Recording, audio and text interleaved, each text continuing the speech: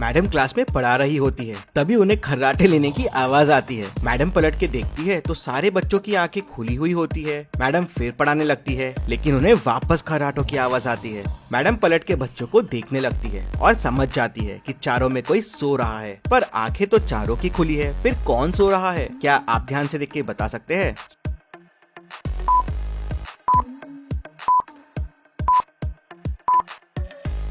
चलिए इसका आंसर देखते हैं। ये बच्चा सो रहा है। बाकियों की आंखें देखिए, ब्लिंक हो रही है, लेकिन इसकी आंखें बिल्कुल भी ब्लिंक नहीं हो रही है, क्योंकि इसने चश्मे के ऊपर आई का स्टिकर लगाया हुआ है। मैडम चश्मा उतार के देखती है तो लड़का सो रहा होता है। चलिए अगली पहेली देखते हैं।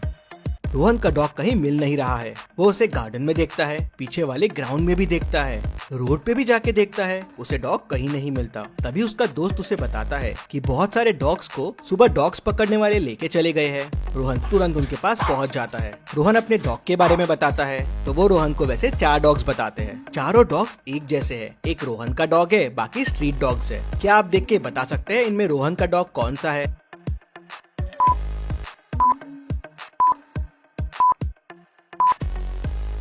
चलिए इसका आंसर देखते हैं। रोहन का डॉग सी वाला है, उसके गले में पट्टा है और बेल्ट सिर्फ पालतू डॉग्स में लगा होता है, स्ट्रीट डॉग्स में नहीं। रोहन अपना डॉग पहचान लेता है और उसे अपने साथ लेके चला जाता है। चलिए अगली पहेली देखते हैं।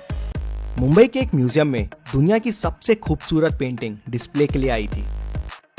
बहुत लोग उस पेंटिंग को देखने के लिए म्यूजियम पहुंच जाते हैं। इतनी प्यारी पेंटिंग आज तक लोगों ने नहीं देखा था, लेकिन अगले दिन तो पेंटिंग गायब रहती है। म्यूजियम का ओनर केस सॉल्व करने के लिए डिटेक्टिव मेहुल को बुला लेता है।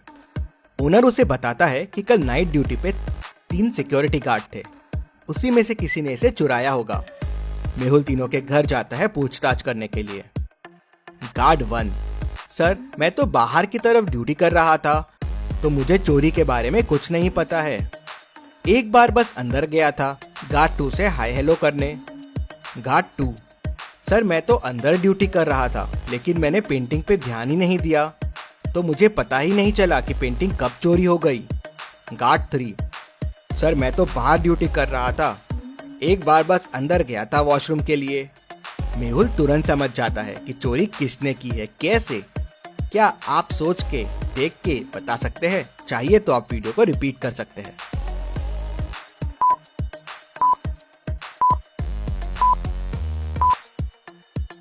चलिए इसका आंसर देखते हैं। चोरी गार्ड 3 ने किया है। तीनों गार्ड ने उस फ्रेम के साथ फोटो निकाली थी।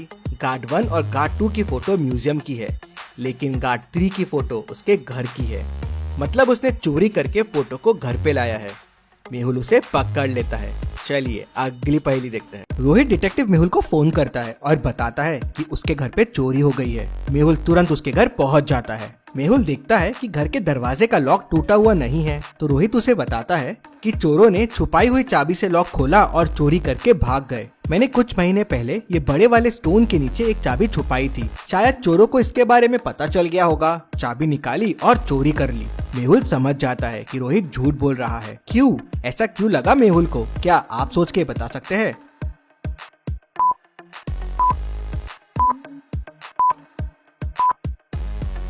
चलिए इसका आंसर देखते हैं। अगर इतने बड़े स्टोन को कोई गार्डन में रखेगा तो उसके नीचे घास नहीं होगी, लेकिन इस स्टोन के नीचे वैसी ही घास है जो बाकी पूरे गार्डन में है। मतलब ये स्टोन अभी अभी यहाँ रखा हुआ है। मेहुल समझ जाता है कि एक झूठी चोरी है और रोहित झूठ बोल रहा है। चलिए अगली पहेली देखते हैं। इन दोनों कपल्स को ध्यान से देखिए और मुझे बताइए इनमें कौन सा कपल भूत है।